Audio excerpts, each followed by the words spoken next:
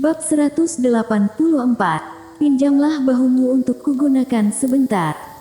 Wajah Charles Su menjadi hitam.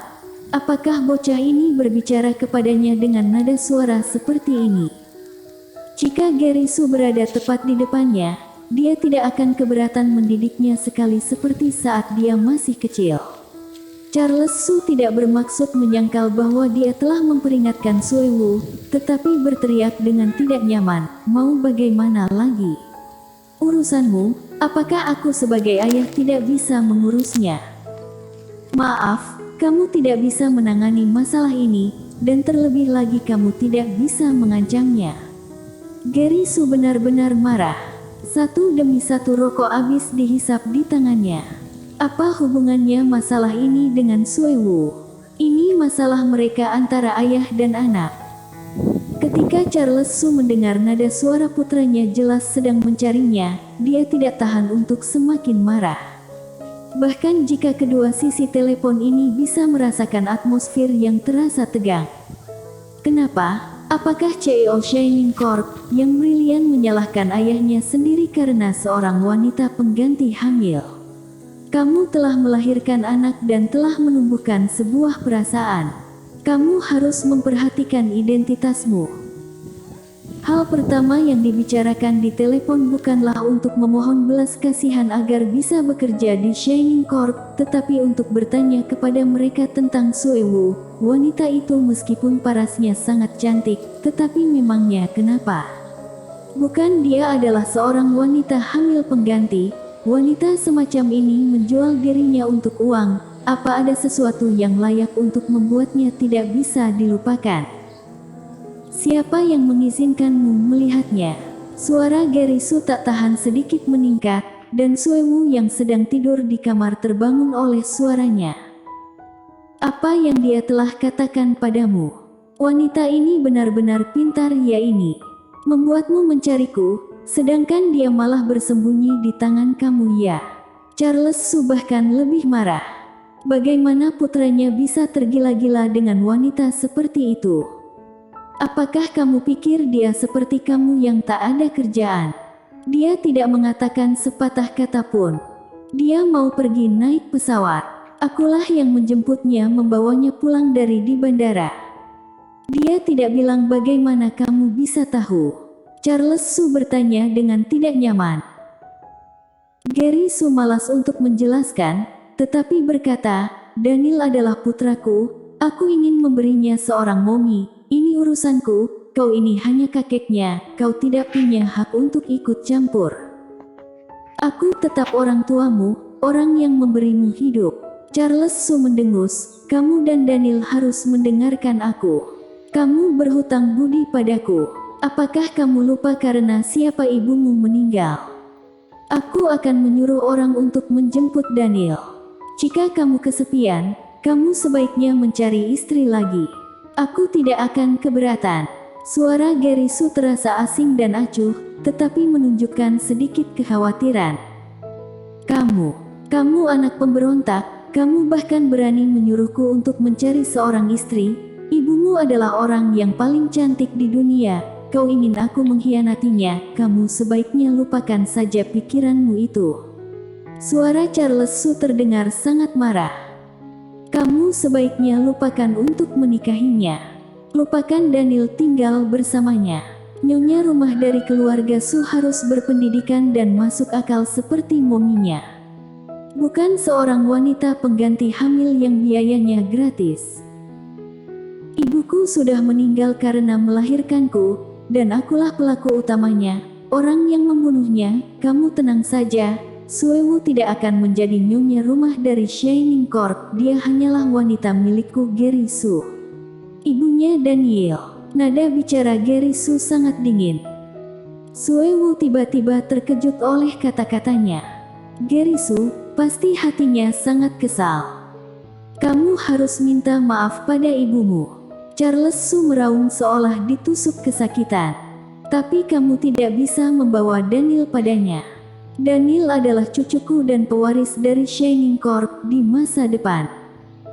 Daniel adalah putraku. Aku tahu lebih baik darimu apa yang dia butuhkan. Aku tidak pernah merasakan cinta seorang ibu, aku memang pantas mendapatkannya, tapi Daniel tidak salah, semua kejahatan ini adalah tanggunganku Geri Su sendiri. Aku tidak akan membiarkan Daniel menjadi Geri Su yang kedua. Aku tidak pernah mendapatkan cinta seorang ibu, karena ibuku meninggal saat melahirkanku. Seumur hidup aku akan merasa bersalah, tetapi Daniel berbeda, dia harus tumbuh dengan bahagia dan tenang. Dia merasa bersalah terhadap ibunya, karena telah menyebabkan dia tiada.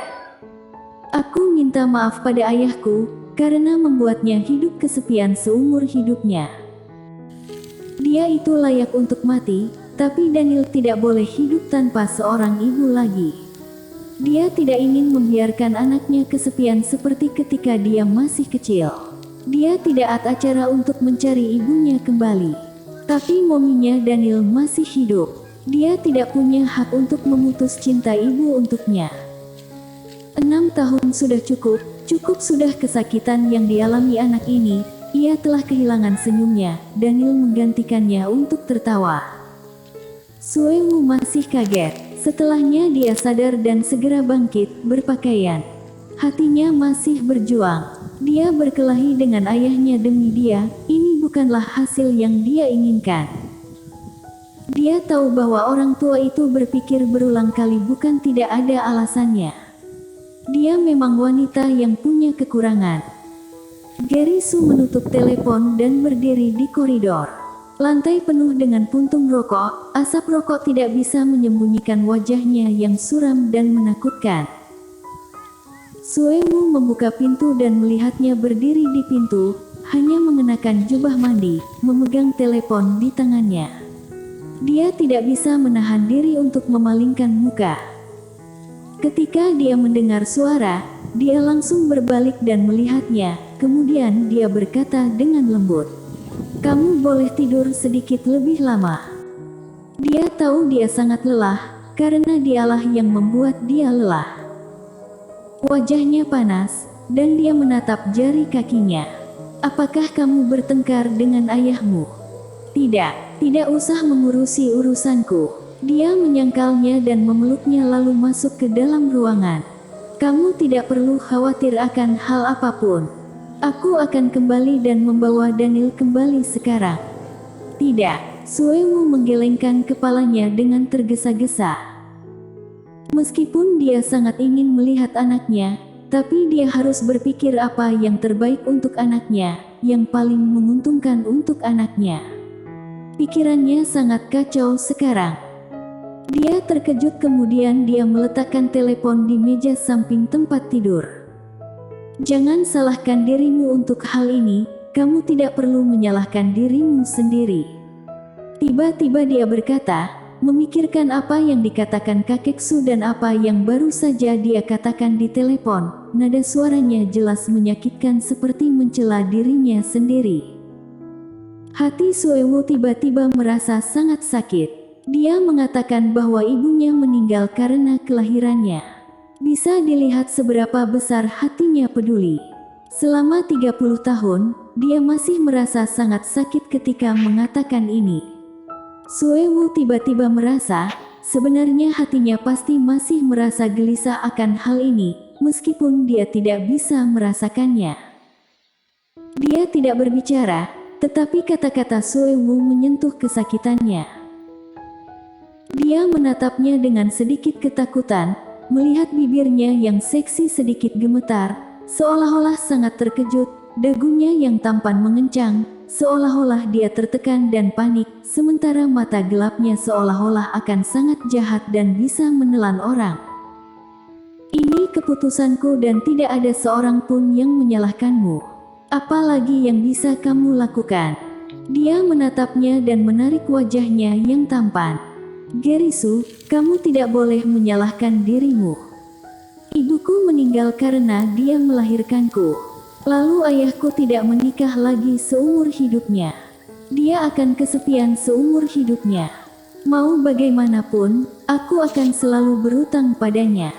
Suara Geri Su terdengar sangat kesepian. Dia tiba-tiba memeluknya dan menaruh kepalanya di bahunya.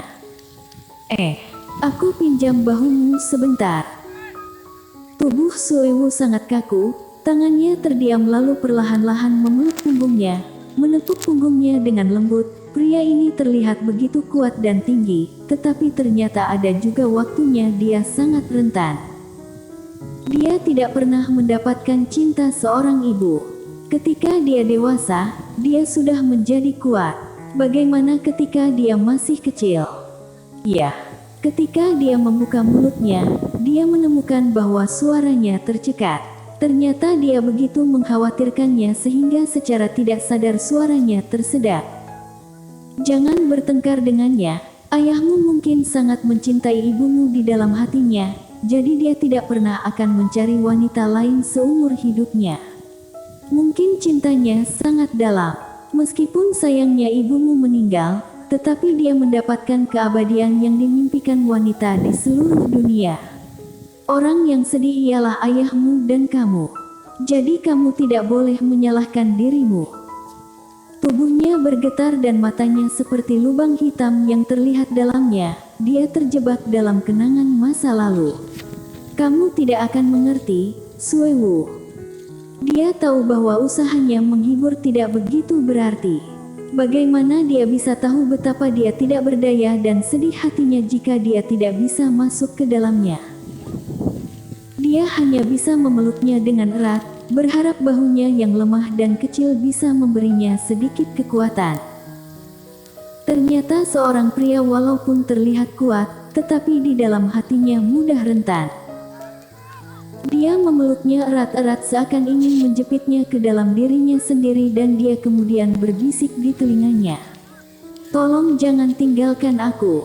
Sebenarnya aku tidak punya apapun. Aku juga sudah lelah. Hatinya sedih. Kantung matanya tiba-tiba lembab menahan tangis, bagian terdalam hatinya yang lembut menyentuh akhirnya terucapkan semua. Baik, aku tidak akan pergi, bahkan jika kamu tidak memiliki apa-apa, kamu masih memiliki aku. Hati Suewu seolah-olah meleleh. Bersambung.